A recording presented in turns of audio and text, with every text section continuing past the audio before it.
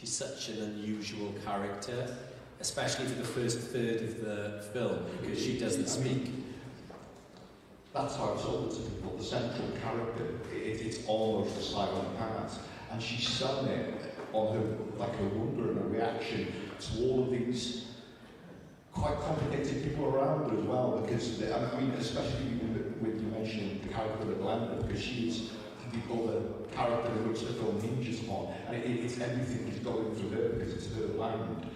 And, I mean, that's the important balance of the film, I think. Yeah, I would agree with you. Hearing Annis and Lee talk about the process, because it's, you know, you're an actor, you come to it, and for lots of actors, you look at what is said in the script. And for Annis, for the first third, she doesn't speak. So their way of looking at it was that Cady is almost like a newborn child at the start of the film. And she is discovering the world and the people who live in that world. So she takes her time and she looks at things and she studies things and she tries to make sense of everything in this very strange house that she's found herself.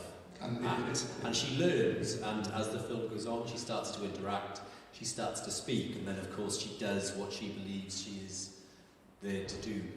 And of course, I mean, how long did it take you to find the location? Because, I mean, it's in the beautiful piece of countryside, and yet you've got this stark building. So, and the fact you learn through the film that it's built on the site of an old farm, which was owned by Glenda's parents, and it's almost an insult to the land that this abomination has been dropped on it. And the irony within there, Glenda's created a meditation room, which is like, all she's going to do is walk out the door. And it's almost how much she's lost herself. The fact that she thinks she needs this, you know, as a hipster, but once put her in place, when, I mean, all the things that are losing herself, losing what her family was. And I think it's quite purposeful that at the end that she enacts revenge upon Euros. I mean, fair play to the actor, he's one character I didn't like throughout, because the discovery of the motivations behind the character, then you find out something, but even down to what Glyn says about the privilege of being an MP, that he represents the people, you know, I mean, that's a very honourable thing to say. And but where Glenda isn't afraid to get her hands dirty skinning the rabbit, you can see that she's still got that part of it in her, and Cady comes along and reminds her that this is what you've lost. And with the final words of the film, you know, it's so pertinent. You know, she's come along to just poke her, and all the poetic justice that the characters like enact on, get enacted upon themselves. Yeah, that's a really perceptive summation of what we tried to do with the film. In terms of Glenda and the others, it is about how they have become dislocated and disconnected from the land. That's one of the broad messages of the film. Yes, it's a horror film, but I always think the best horror films are also trying to say something about the society that we live in. And that's one of the things we're trying to say with this, is that what is the responsibility of the individual to the land? Yes. And you can interpret that in lots of ways, whether it be an environmental message, or whether it's a message, a cultural message, or a message about heritage, because they have inherited this place, which happens to be Wales with all its culture and traditions, and they have demolished what was there before, and they've built something which arguably doesn't really fit in the landscape. A monstrous carbon. Yeah, it is like a spaceship or something, yes, that has landed. It's like this airless tomb which has been built in the middle of the Welsh countryside. And it's the perfect location. And we did scare ourselves, because we wrote the film with this house in mind, and we knew that it was going to be sleek, and we wanted it to have glass and steel. And then, of course, you know you're making the film, and you know when you want to shoot it, and then you've got to go and find the location. Again, finding the location location like that? You know, I mean, how long did it take you? The film wasn't made on a very big budget, so we were trying to save money at every stage. So initially, rather than going with a location scout, we thought, let's do our own research. And Lee, the director, spent a morning on the internet, basically Googling contemporary homes, rural Wales, rent. And he came up with a short list of about 6 or 7 places. And we started to go and see them. Initially, this house wasn't available. The person I emailed said, no, we don't rent it out to films. And because the dates of our shooting slipped, we went back about 9 months later and asked again, and there was a different person running the company. And they said, yeah, we'd love for you to come and film in our house. So we trekked up to mid-Wales, and it's a place, it's a house just outside a village called Llanvista, outside of Llandrindod, called the Lifehouse. And we really like that irony. And we went into the house, and within seconds we just looked at each other. And it's like when you're buying a house, you know, there's that thing. If you're looking for a house, you're going to rent a house. If you like it, don't reveal that to the person who's showing you around. You know, you kind of want to be a bit cool and play hard to get. So we went in, we were kind of eyeing each other up, going where people weren't looking. And it just happened that the dates worked out perfectly. And we rented the house for 3 weeks. Went in, filmed, spilled blood all over the floor, stained the floor, left. It was quite funny you say about Annes, but because given your history of writing and television and all that, have you had this horror film in you for a while, like stewing, you know, the tale and especially, you know, what legends and folklore was it based on that you knew? Yeah, well, there's a lot there. I love horror films. You know, like lots of people, I grew up watching horror when I probably shouldn't have been watching horror. You know, kind of TV in the bedroom and keeping it on quite quietly as late as they could at night until I got busted and my parents kind of turned it off. That sort of, you know, kind of. But I never seen myself as somebody who'd write a horror film. And I think the way it came about was we had this opportunity to make a film, and we knew that it had to be in Welsh. And we did a lot of thinking about, well, if we're going to go to the effort, and it's a big effort, you know, you're going to spend a couple of years of your life making a film. So we wanted it to be seen. We wanted to give it the best chance of being seen, because we knew so many people who've made films, and they might have done a few festivals. But not really have been released and not have reached a wide enough audience. And we knew what it was we wanted to say, and there were all those themes about loss of culture, and your identity, and lots of the other themes that exist in other bits and pieces that we've done. And we just thought, well, if we make this as a horror film, we can do all of those things, and because it's in the horror genre, it stands a much better chance of being picked up and being seen by audiences, which is exactly what happened. And our starting point was one of the starting points was the stories of the Mabinogion. Those kind of ancient Welsh tales, sagas that we were aware of, you know, because we could have educated in Wales and to have grown up with those and an awareness of those stories. And so we would talk around the themes and images of those stories, but we didn't want to explicitly talk about them within the film. So they are there, they're in the DNA of the It's film. almost like what the Mabinogion wrote about, what was chronicled thousands of years ago. Yeah, you might say. Yeah, and you know, and they are, you know, there's a lot of, for example, there's a lot of talk of transformation in those stories. Women being turned into birds and into other creatures. A lot of magic, a lot of witchcraft, and was important to us in the same way that we have influences from horror films that we've seen that are in there, and from dramas that we've seen, and plays that we've seen in the theatre. It all influences you, but ultimately we wanted to make something which was an original story, which has got its own invented folklore at the heart of it. And I think we deal with that in quite a cinematic way, so you can take from that story what you want to take from it.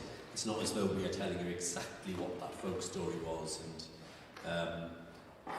it's Glenda and Miles' interpretation of what they were told as children. It's funny that, because both of them make reference to the rise, and it's almost like, I grew up in Greenfield along the coast, and in our local woods we used to play as children. There was an area called the Devil's Drop that my grandmother always said, stay away from the Devil's Drop, you know. I mean, I found out why, basically. But the moment they started talking about the rise, it was like that local tradition of probably what parents have used to keep their children close for generations, you know, and where we're coming up with the rise, and it's so ominous for something so simple. And it's part of that folk horror tradition, isn't it? You know,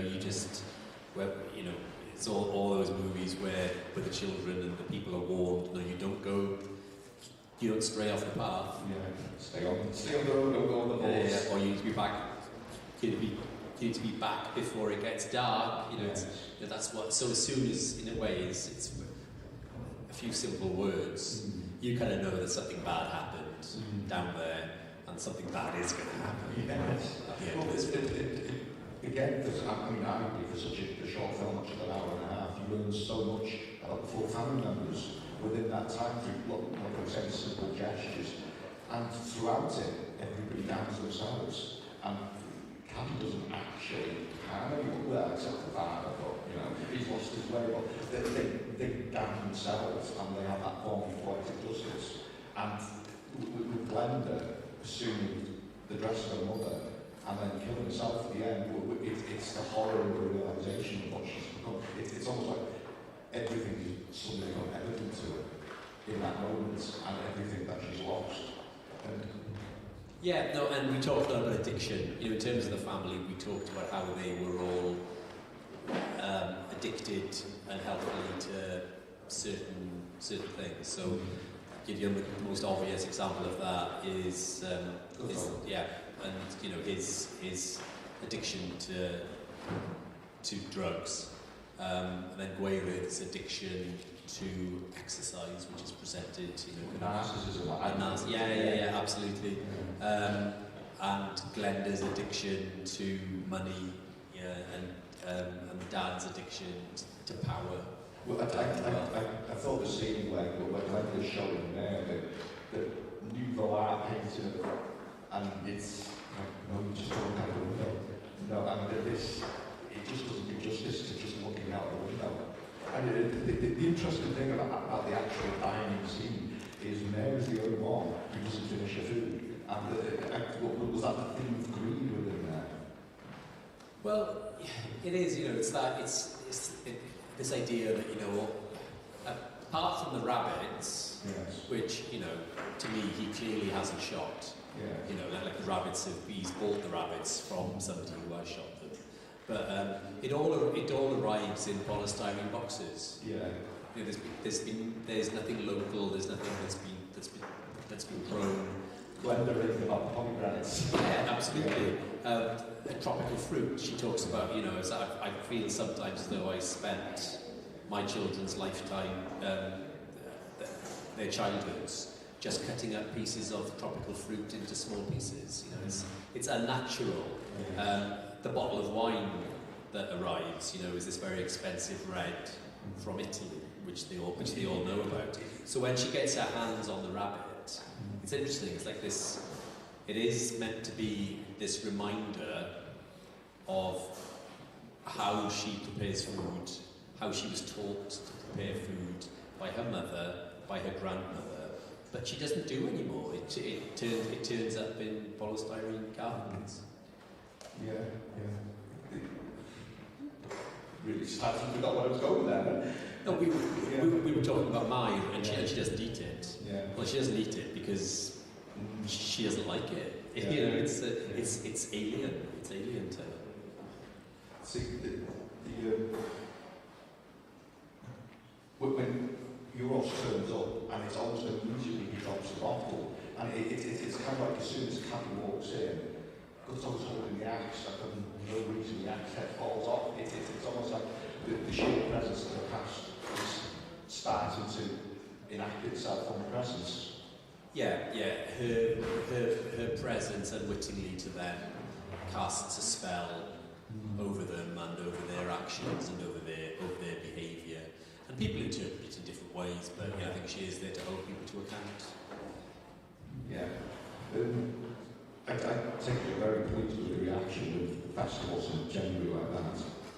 Yeah, we didn't. In truth, you always hope your film is going to be seen by people, but we didn't expect it to take off in the way that it did, because we were so focused on just making a film. Yeah. That when and also I think we'd been, I know we'd thought carefully about what we were going to do with the film after it was made, because we'd had that realisation of, we're making a film, we're going to spend a long time making a film, let's give it its best chance. So we knew that we had a good story, we knew that it looked fantastic, and we knew that it was in a genre that could travel. And then people started to say they really loved it, and companies were interested in selling it and distributing it. And festivals started to show an interest, and then COVID happened, which pretty much parked this film's distribution for 2 years. And there were lots of festivals around the world, and of course we couldn't travel to any of them because some of them were online, and then when they did open up, you were unable to travel into those countries. But it did festivals as far away as Korea. Did a lot in the States and Canada, a lot in Europe. It picked up awards in places like Bifan in South Korea, Motel X in Portugal, Uchital in Switzerland. Lee was nominated for a major prize at the London Film Festival as his debut film as a director. So it was fantastic, and then it got released in the States and Canada in November 21. And came out here in August of last year in cinemas. And what's great about it now is people are, the way that people watch films these days, whether it be on a streamer or downloading it from iTunes, people are still discovering it. In the States, it's on Hulu, on the platform Hulu. Yeah. So that obviously, that's a very popular streaming platform over there, and it's quite nice because you occasionally see things on Twitter about it, that people have just discovered this distinct Welsh language film, and they either love it or they're a bit baffled by it. But it's brilliant that it's still out there in the world. Yeah. We're going to open up some questions from the audience now. Marcus. First, of course, it's Mark. The soundscape of this film is brilliant and telling a story. How well does it transfer to the smaller screen? Because the soundtrack was great. The disturbance and some of the tinnitus sort of feelings you get really well there. Does that transfer well at all to the small screen? I think so. We thought really carefully about sound. I went to an event for filmmakers where they were talking this idea of cinematic. And they said I think they'd forgotten to say it, but they slipped it in right at the end. They said, don't forget that sound can also be cinematic. And we just went, oh, okay. So we thought very carefully, and also because in terms of horror, sound is so important to it. We were writing sound cues into the script. We wanted sound to be a key element of what we were doing. Wrote a brilliant composer who kind of elevated it all. The best place, obviously, to see a cinematic film is on a big screen in a big space. Yes, obviously the sound in a cinema is much better. But I think because we've been very careful with the sound. It still works, you just don't get the nuances on your iPad or on the TV as you'd get here. It's, I mean, just to add to that, when we had the Future of Horror and Wales panel this morning, and I was talking to somebody from Amazon, and she said, crank up the feast. And because I watched it initially on a computer screen, I'm just hearing sounds like here, I'm hearing the rumbles of the force.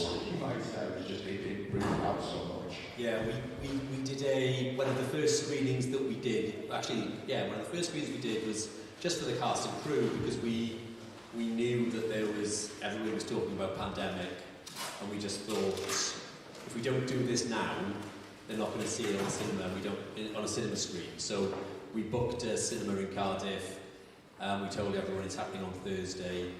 I think we went into lockdown on the Friday or the following Monday.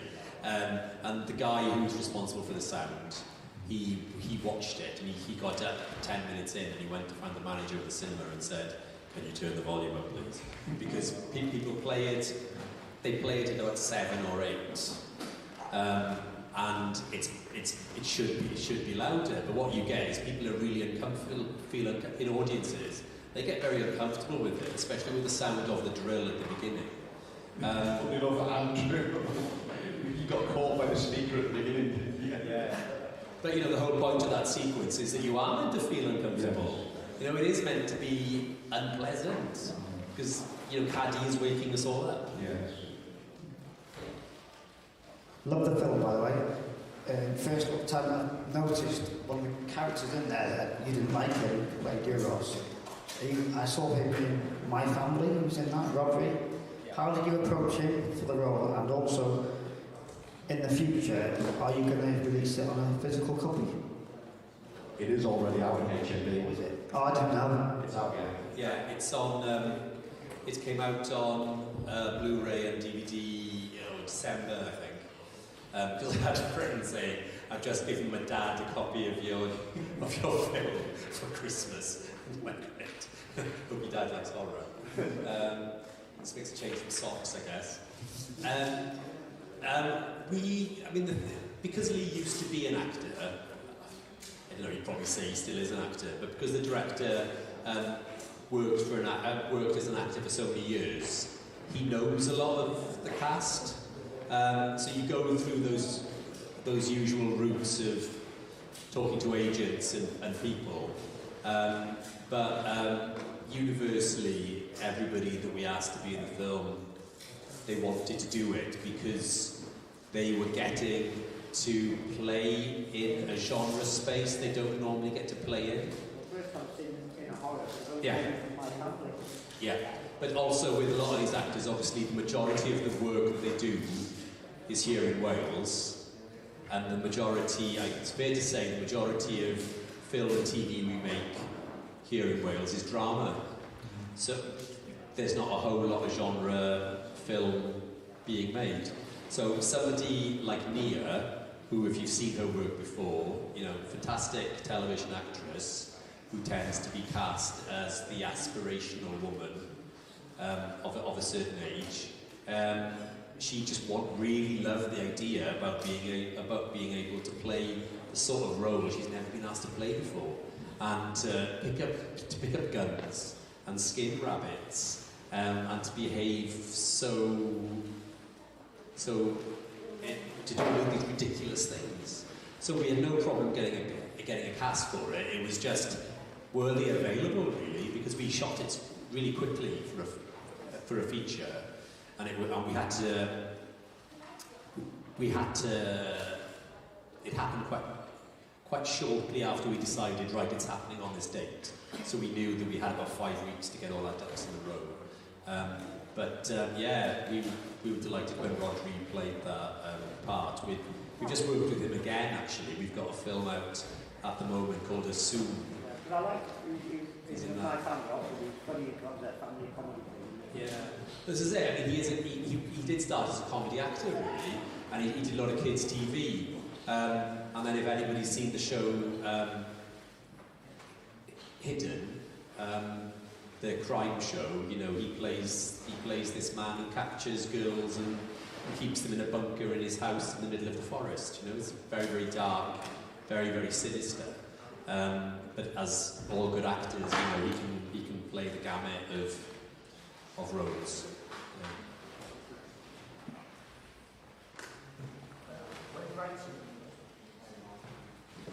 When you're writing, is it difficult to draw a line in the detail you want to put into capturing what's in your imagination, in your mind? Or do you say that's enough and you have faith in the director to interpret it? Or do you just try and get as much visual cues in there as possible? It's really funny, when I write TV, I don't really put that much in terms of visual cues. But the film world, they love description. You know, it's almost like coming from a theatre background like I did. It was weird to be giving all this detail because you get trained in theatre to be really concise in your stage directions. And writing in film, then you're dealing with people who really want to be able to visualise what they're going to see when it's on the page. So that was a learning curve, but I've got good working relationship with the director. We've got shared values, I suppose. You know, we kind of believe in being very rigorous in everything we do. So when it came to the script, we would go over and over and over things. When we're editing, we go back and forth, because we just want to do the best it can be. But because we're kind of pulling in the same direction and we both know what it is we want to say, you kind of agree when you have to compromise. And there are times with this film where you realise we're not going to be able to film all of that, and we're not going to be able to do that. So how can we achieve the same thing in a different way? I'm a realist, so I'll go back then and I'll reimagine the scene in order to get it shot in the best possible way. In order to make a whole which feels, a whole piece of work which feels like it's the best that it can be.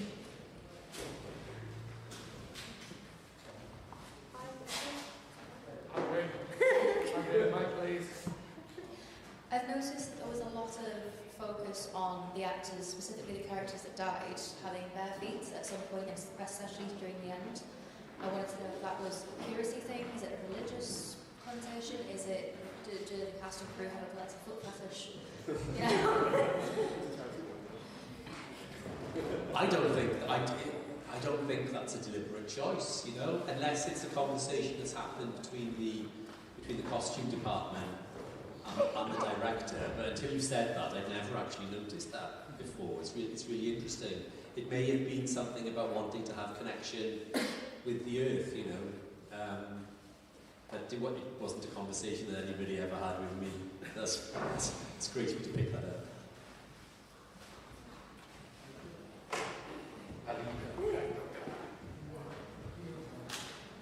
So I'm kind of been wondering, why did Cathy do what she did? Like, why did she go crazy? She seems an innocent young woman at first.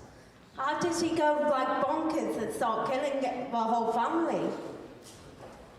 Well, everybody will have their own version of that, about who Caddy is and why she's turned up and why she's doing what she's doing.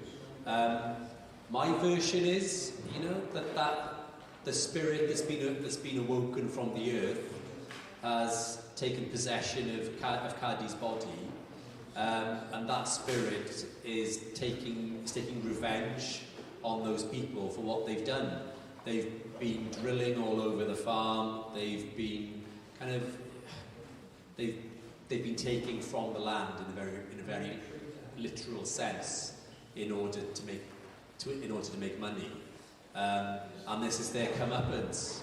So, you know, the whole question is that Caddy possessed? If she has been possessed, who is that spirit that's possessed her? But, you know, I wouldn't want to tell anyone what to think or how to interpret it, because I love the idea that there'll be 100 different perceptions of all of that all of that stuff and what a motivation is? The film narratively benefits from being in Welsh, but did you find that, commercially speaking, that was a benefit or disadvantage? Because obviously English has wider appeal, but might not have the same sort of it wouldn't have the same cultural impact if it was in English over Welsh. Yeah, that's a really interesting question. Lee and I are both Welsh speakers and grew up speaking Welsh, so it's very natural for us to move between English and Welsh depending on what the project is. And the offer to make a film they came to us and said, we'd like to make a film, but it needs to be in Welsh, and we were fine with that. We went into it, I think, because it was in Welsh, thinking, right, let's make it genre. Let's make it horror because we like horror, and let's try and set it up so that it doesn't just live in a ghetto. But what was interesting was a lot of people have said to me when we started the journey, one of the important USPs about the film is that it's in Welsh. That is something which makes it, how many other Welsh language horror films can you name? And it's certainly in a market where, in a global market, it certainly makes it a unique project. I think it would have been a very different film if we made it in English. I think the fact that it was written in Welsh, all the discussions around it happened between me and Lee through the Welsh language, speaking with the actors and things, it has got a different, unique resonance because of the language it's made in. There was a conversation last year with a company in America who were talking about, is this one of those films that could be remade? And they were talking about, could you transfer this story to Colorado or Texas or somewhere? And you could, absolutely, but it would be obviously be a very, very different film, and it would have a very different feel to it. Any more questions before we finish? Okay, then we'll wrap this one up. I would really like to thank Roger and for coming to talk to us and delivering the feast to us. So,